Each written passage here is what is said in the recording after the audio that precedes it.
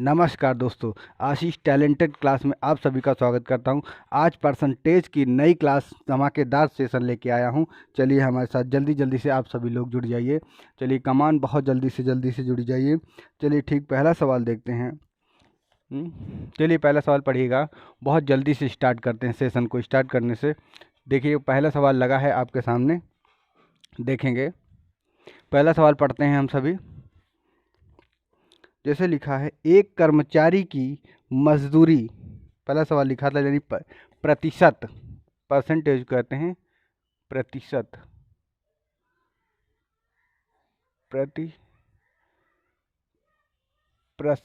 प्रतिशत, प्रतिशत का मतलब होता है कोई संख्या बटे में 100। ठीक, प्रतिशत का मतलब होता है बटे में 100। सही है।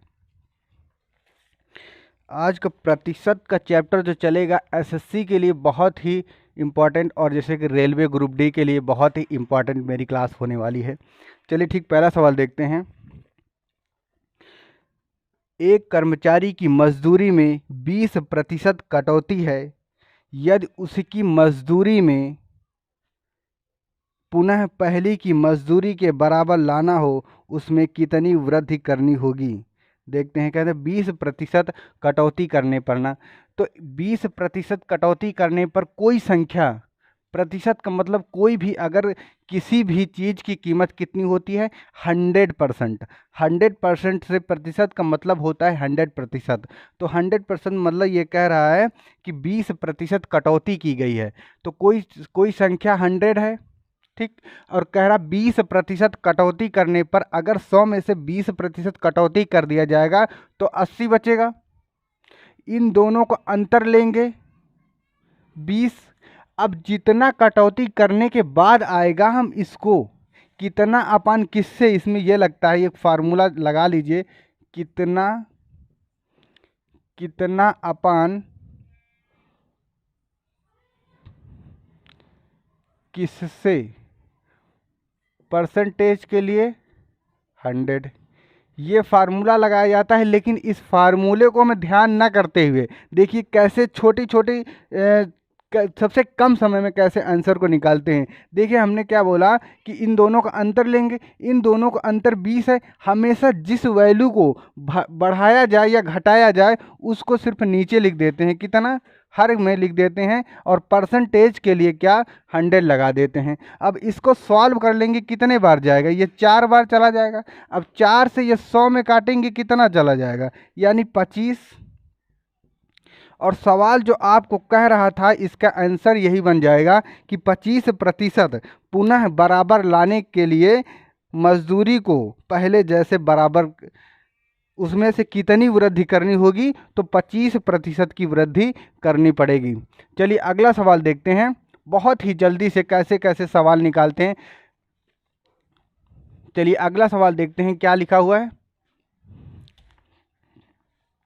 अगला सवाल कह रहा है, ए का वेतन बी के वेतन से 33 सही 1/3 कम है, तद अनुसार बी का वेतन ए के वेतन से कितने प्रतिशत ज़्यादा है। सही है। हमने बताया, अगर देखिएगा कहीं पर सेम वैल्यू को याद करने का तरीका देखिएगा, 33 सही 1/3 का प्रतिशत अगर लिखा हो तो 1/3 इसका होगा। अगर जैसे 12.5% लिखा है तो इसका मतलब क्या होगा, 1/8 होगा। सही है। तो इस तरीके से वैल्यू याद करनी होती हैं। देखिए अब कह रहा है कि 20% यानी 33 सही 1/3 कम है, यानी 33 सही 1/3 का मतलब क्या होता है, कम का मतलब ये हमने बताया कि बेस वैल्यू 3 और कम बोल रहा है तो 1 कम कर दीजिए। हमने बताया कि इन दोनों को अंतर लिया जाता है, इन दोनों को अंतर लेने का मतलब 1 हो जाएगा। अंतर यदि 1 हो गया तो हमने बताया था जिस वैल्यू को बढ़ाया जाए या घटाया जाए उसी को, यानी कि कितना अपान किससे किया जाएगा ना, तो इससे कंपैरिजन, जिस वैल्यू से हमेशा कंपैरिजन किया जाता है उस वैल्यू को नीचे रख दिया जाता है। ठीक, और 100 क्यों लगाया जाता है, परसेंटेज में अगर वैल्यू किसी चीज़ की निकाली जाती है तो उसमें 100 का मल्टीप्लाई कर दिया जाता है। अगर 100 का मल्टीप्लाई कर देंगे तो अब आपका जो भी आंसर होगा वो आपका बन जाएगा, यानी कि 50% इस सवाल का जवाब होगा। जो पूछ क्या रहा था, तदनुसार बी का वेतन ए के वेतन से कितने प्रतिशत ज़्यादा है, तो 50% इसका वैल्यू ज़्यादा है। चलिए ठीक, अगला सवाल देखते हैं इसी प्रकार से। इन सवालों में है कुछ नहीं, सिर्फ आपको सोचने की ज़रूरत है। सिर्फ एक बार आप लोग सवाल को समझ जाओगे ना, बहुत ही आसान तरीके से इनका आंसर और जवाब निकालने के लिए आप मजबूत हो जाओगे। चलिए ठीक, अगला सवाल देखिएगा। कह रहा ए का वेतन बी के वेतन से 30% अधिक है। सवाल को जितना क्लियर से आप पढ़ोगे उतना ही वो समझ में आएगा। और पूछना क्या चाहता है सवाल, जब तक आप ये नहीं पता लगा पाओगी मतलब पूछ क्या रहा वास्तव में सवाल, अगर इस चीज़ को आपने क्लियर कर लिया तो सवाल का आंसर देना कोई बहुत बड़ी बात नहीं है। चलिए देखते हैं। कह रहा ए का वेतन बी के वेतन से 30% अधिक है। ए के वेतन में बी के वेतन की प्रतिशत कितने प्रतिशत की कमी की जाए। तो देखते हैं इस सवाल को कैसे लगाएंगे। कह रहा ए का वेतन बी के वेतन से 30% क्या है, अधिक है। तो हमने कहा था ए को और बी कंपैरिजन ए बी में हो रहा है, तो इसको अगर हमने 100 मान लिया, सही है, तो इसको अगर हमने 100 मान लिया तो 30% अधिक बोल रहा है, 30% इसी ए वाली वैल्यू से बी वैल्यू अधिक हो जाएगी।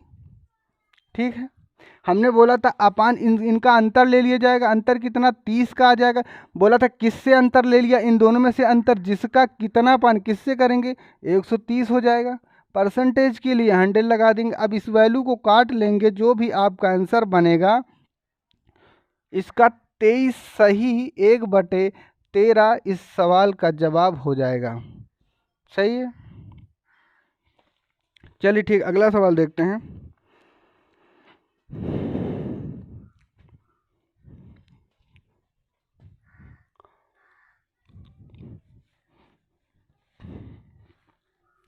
आगे एक सवाल देखते हैं। कह रहे यदि तेल के मूल्य में 25% की वृद्धि हो जाए तो एक धाराना तेल की खपत में कितने प्रतिशत की कमी करें जिसमें उसका मासिक व्यय ना बढ़े। मतलब कि कितना बढ़ा, कितना खपत कम की जाए ताकि उसका जो है व्यय, उसका खर्च ना बढ़े। तो देखते हैं इस सवाल को कैसे लगाएंगे। कह रहा 25% की वृद्धि कर दी जाए।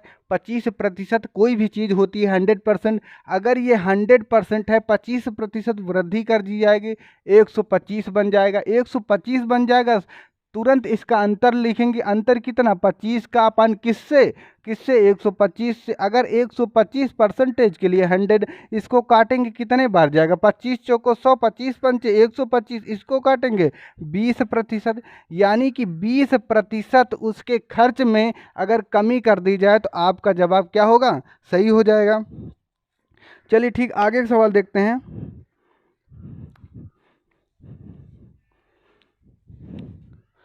अगला सवाल देखें क्या लिखा हुआ है।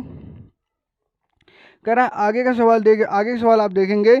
यदि एक संख्या में 25% वृद्धि कर दी जाए और उसमें प्राप्त संख्या में 25% कमी कर दी जाए तो उसकी अंतिम प्रतिशत वृद्धि या कमी क्या होगी। अंतिम प्रतिशत वृद्धि या कमी क्या होगी। देखते हैं इस वाले सवाल को कैसे लगाएंगे।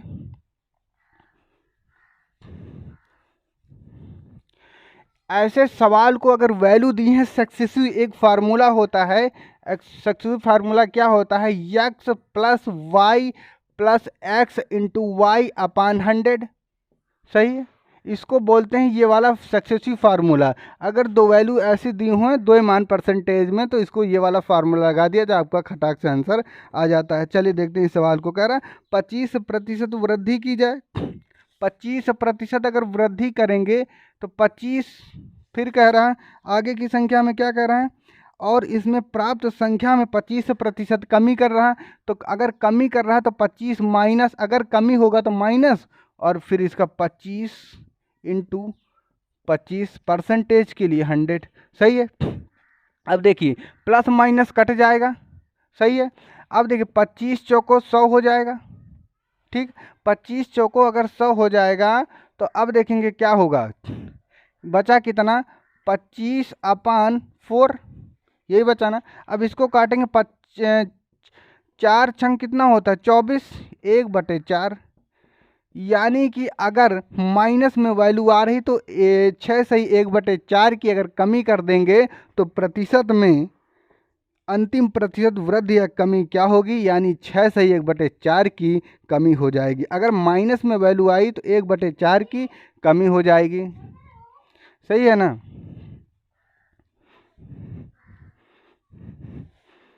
आगे सवाल देखेंगे। कह रहा ए का वेतन बी के वेतन से 10% बढ़ाया गया और फिर 10% घटाया गया, वेतन में कितना परिवर्तन हुआ। पहले 10% बढ़ाया जा रहा, फिर उसमें 10% घटाया जा रहा, तो उसमें पूछ रहा है कि वास्तव में एक्चुअल उसमें परिवर्तन कितना हुआ। चलिए देखते हैं इसमें कितना परिवर्तन। मैंने क्या बताया, सक्सेसिव फार्मूला लगाना। इसमें भी सक्सेसिव फार्मूला क्या लगाएंगे, देखिएगा। 10 माइनस, अगर कह रहा है अगर कमी की जाएगी तो माइनस में वैल्यू आएगी, ठीक, अपान 100। सही है। इससे ये खत्म हो जाएगा, कट जाएगा, क्योंकि प्लस माइनस से कट जाएगा। इस जीरो से ये जीरो, ये जीरो, यानी कि 1% की कमी होगी। सही है। 1% की आपकी कमी निकल के आएगी। ये बात आपको समझ में आ रही ना। कमी इस बात के लिए आ रही है कि अगर वैल्यू अगर माइनस में आ रही है तो वैल्यू माइनस में आने का मतलब उस चीज़ को वास्तव में आपको किसी वस्तु को खरीदने और बेचने में अगर माइनस में वैल्यू आए तो इसका मतलब यह समझ जाइए कि आपकी वैल्यू में बेचने में नुकसान हुआ है हमें। चलिए अगला सवाल देखेंगे।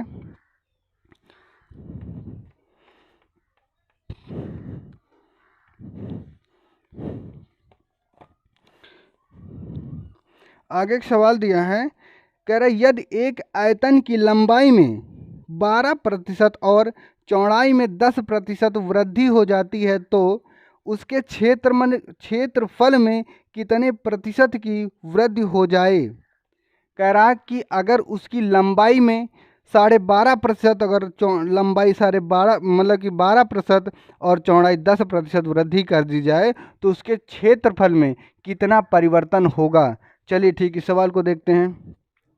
इस सवाल में भी कुछ नहीं, सिर्फ लंबाई और चौड़ाई और क्षेत्रफल, सिर्फ आपको भ्रम करने के लिए बात है। वो सिर्फ आप सक्सेसिव फार्मूला लगाइए। ये सक्सेसिव फार्मूला ऐसा है कि दो वैल्यू अगर परसेंटेज में दी हो तो कैसा भी सवाल हो क्रेडिबल को आसान बना देता है। ये ऐसा एक फार्मूला है। चलिए ठीक, आगे के सवाल देखते हैं। कह रहा अगर लंबाई में कितना 12% की वृद्धि कर दी जाए, ठीक, 12% वृद्धि कर दी जाए। सही है। 12% अगर वृद्धि कर दी जाए और चौड़ाई में 10% वृद्धि कर दी जाए, ठीक, 12 × 100 अपान, सही है। बस इसको काट लेंगे कि ये कितना हो जाएगा, ये आपका 22 बनेगा और प्लस का अगर 22 बन गया तो देखिएगा क्या, ये जीरो से ये जीरो खत्म हो गया, यानी कि 12.2 ये बनेगा ना। जीरो से एक जीरो यहाँ पर पॉइंट बना देगा। अब देखिए इनको जोड़ेंगे कितना हो जाएगा, 33.2। ये प्लस में वैल्यू आएगी, यानी कि क्षेत्रफल में इतना 33.2% की वृद्धि होगी अगर लंबाई 12% बढ़ाई जाती है और चौड़ाई 10% बढ़ाई जाती है तो उसके क्षेत्रफल में 33.2% की बढ़ोतरी हो जाएगी।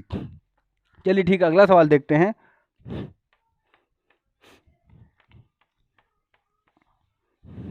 अगला सवाल देखेंगे। अगला सवाल क्या कह रहा, अगला सवाल पढ़ने से पहले देखिएगा, जिंदगी में सक्सेस होने के लिए आपको टैलेंट होना बहुत ज़रूरी नहीं है। सिर्फ आप जितना भी आपके पास टैलेंट है उस टैलेंट को आप धीरे धीरे से क्या करिए, प्रमोट करिए। अगर प्रमोट करना अब आपको आ गया है, कहते हैं टाइम के साथ में, अगर जिसने कहते हैं टाइम को मैनेजमेंट कर लिया ज़िंदगी में कभी असफल नहीं होगा। आपको टाइम को मैनेज करना बहुत इंपॉर्टेंट रोल अदा करता है कि आप किसी चीज़ को लगाने में आप डेली डेली उसी कार्य को करेंगे तो एक दिन आपकी वो मजबूती बूस्टअप तो हो ही जाएगी ना। तो चलिए ठीक, अगला सवाल देखते हैं। कह रहा एक घन का प्रत्येक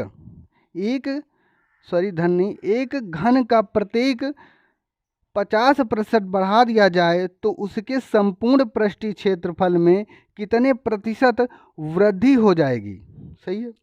कह रहा घन है कोई, घन में अगर 50% बढ़ाया जाए तो उसमें वृद्धि क्या पूछ रहा है, वो पृष्ठीय क्षेत्रफल में कितना वृद्धि हो जाएगी। सही है। आगे एक सवाल देखेंगे। देखिए अगर सेम एक वैल्यू दी हो ना आपके पास 50% वृद्धि, सक्सेसिव लगाएंगे, यानी आगे का जो होगा घन, आगे का जो वैल्यू होगी वो भी 50 होगा, वो भी प्लस में होगा, 50 × 50। ठीक, सही है। अगर एक वैल्यू परसेंटेज में आपको दी हो तो आप तुरंत इमेजिन करके खटाखट वही वैल्यू 2 बार रिमूव कर देंगे, आपका आंसर निकल के आएगा। देखिए क्या करेंगे, इस जीरो से इस जीरो काटेंगे, 50 50 कितना बनता है, 100 बन गया। अगर 100 बन गया, 55 25 बन गया, इनको जोड़ेंगे 125, यानी कि पृष्ठीय क्षेत्रफल में 125 की वृद्धि हो जाएगी। सही है ना, क्षेत्रफल पृष्ठीय क्षेत्रफल में 125 की वृद्धि बन जाएगी। चलिए ठीक, अगला सवाल देखते हैं क्या कह रहा है। कह रहा है एक वर्ग की भुजा 10% 10% बढ़ जाती है, इसका क्षेत्रफल कितने प्रतिशत बढ़ा दिया जाए। कह रहा है कि एक वर्ग में, कह रहा है एक वर्ग की भुजा 10% बढ़ जाती है तो इसके क्षेत्रफल में कितने प्रतिशत की बढ़ोतरी होगी। कोई बहुत बड़ी बात नहीं कह रहा इसमें। देखिए ये भी बहुत आसान सवाल है। देखिए इसको सिर्फ लगाने का तरीका आपको सही डायरेक्शन पे आना चाहिए। कह रहा है कि एक वर्ग की भुजा में 10% बढ़ाया गया। अगर भुजा में 10% बढ़ाया गया, भुजाएं अलग अलग होती हैं, तो हमने कहा अगर एक मान दिया हो तो आप दूसरा मान खटाक से निकालेंगे। सही है। अब देखिए, अब इसको सॉल्व करना तो बहुत आसान काम है ना, 0 से 0 काट देंगे, 20 हो जाएगा। ठीक, और +1, यानी कि क्षेत्रफल में 21% की बढ़ोतरी कर दी जानी चाहिए आपका। सही है, समझ में आ रहा है ना चीज़ें आसान है, लेकिन ये ऐसे सवाल हैं जो आपको देखने को हमेशा एग्जाम में मिलते हैं। 2 से 3 क्वेश्चन हमेशा ग्रुप डी में, रेलवे में, एनटीपीसी में हमेशा देखने को मिलते हैं। चलिए ठीक, अगला सवाल देखते हैं।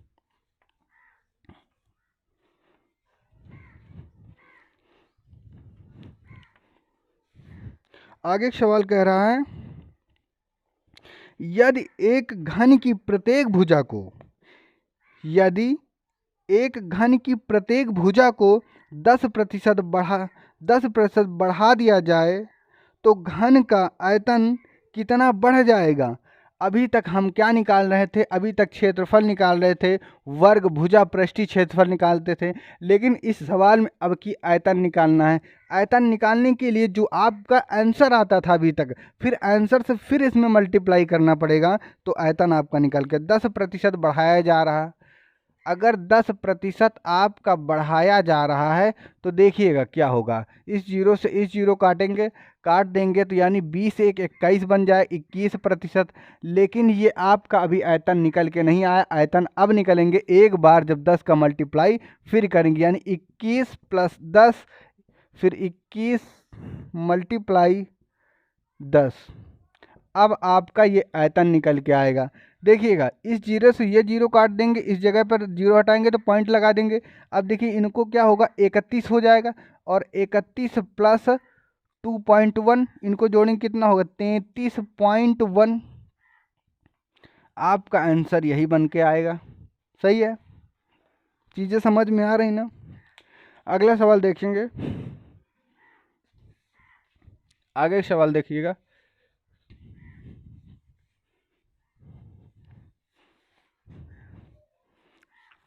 आगे एक सवाल देखेंगे क्या लिखा हुआ है। कह रहा यदि एक गोले की त्रिज्या 2 गुनी कर दी जाए, कह रहा एक गोले की त्रिज्या यदि 2 गुनी कर दिया जाए तो आयतन में वृद्धि का प्रतिशत कितना होगा। यानी कि आयतन में वृद्धि पूछ रहा है, गोले की त्रिज्या को 2 गुना कर दिया जाए तो अभी हमको 2 गुना करेंगे किससे, जब कोई वैल्यू नहीं दिया तो हमने बताया यदि परसेंटेज में अगर किसी मान को निकालते हैं, किसी चीज़ की वस्तु की कीमत कितनी होती है 1%, यानी कि 100% से मान निकाला जाता है।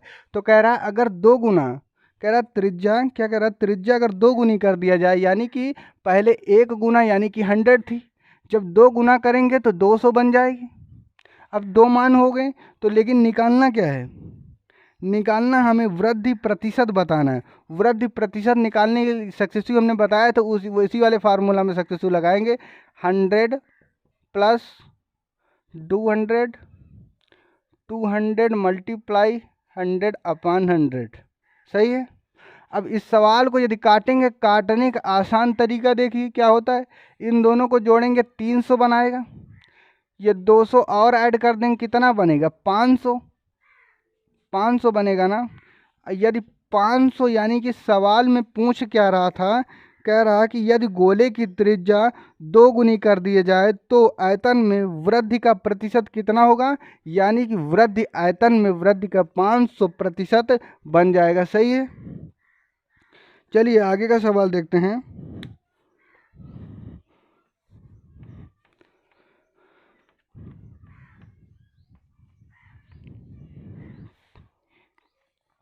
आगे एक सवाल पढ़िएगा, देखिए क्या लिखा है। कह रहा श्रीमान कपूर अपनी कुल आय का 20% मकान के किराए के रूप में खर्च करता है। कपूर एक व्यक्ति का नाम है और वो किराए के मकान पर कोई रहता है ताकि वो अपना पैसा आधा आधा इन्वेस्टमेंट करता है, किसी किराएदार को देता है। कह रहा श्रीमान कपूर अपनी कुल आय का 20% मकान किराए के रूप में खर्च करता है और शेष जो बचता है उसका 70% घरेलू चीज़ों पर खर्च करता है। यदि उनकी बचत 1800 हो तो उनकी कुल आय कितनी थी, यानी कि अगर कुल आय अभी पता नहीं, 1800 रुपये बचाता है, 70% कहाँ पर, घरेलू चीज़ सामान खाने की खुराक में खर्च कर देता है, और 20% कहाँ खर्चा करता है, 20% जिस किराए के मकान पर रहता है उस किराए के मकान पर दे देता है। देखिए इस सवाल को कैसे लगाएंगे। मान लीजिए किसी पूछ रहा उसकी इनकम कितनी है, इनकम नहीं पता है तो एक्स मान लेते हैं, एक्स मान लेते हैं तो उसमें कह रहा 20%, अगर 20% किराए के मकान को दे दिया तो बचा कितना, 80% बच गया। अगर 80% बच गया, अगर 70% कहाँ घरेलू चीज़ों में बचा कितना, 30%। और कह रहा बचा कितना, यही बचा वैल्यू है, बचे के बराबर कितना रखेंगे, 1800 के, 1800 के रखेंगे ना। इसी को सॉल्व करेंगे तो उसकी टोटल इनकम कितनी थी वो निकल के आ जाएगी आपके सामने, देखिएगा 1800 मल्टीप्लाई 100 अपॉन 80/30, सही है। काटेंगे इसको, 0 से 0 काट देंगे, 3 से काटेंगे 6 बार जाएगा, और 4 से काटेंगे 25 बार, बचा कितना 300। 25 का टेबल पढ़ेंगे 3 बार, 25 3 75, यानी कि टोटल उसकी इनकम कितनी थी, 7500, 7500 रुपये उसकी टोटल इनकम थी। चीज़ें आपको हमको लग रहा है पसंद आ रही होंगी। अगर चीज़ें और बातें अगर मेरी समझ में आ रही तो मेरे चैनल को प्लीज़ लाइक करिए और सब्सक्राइब करिए, अपने दोस्तों में शेयर करिए। तब तक के लिए बेस्ट ऑफ लक, अगली क्लास में फिर मिलेंगे।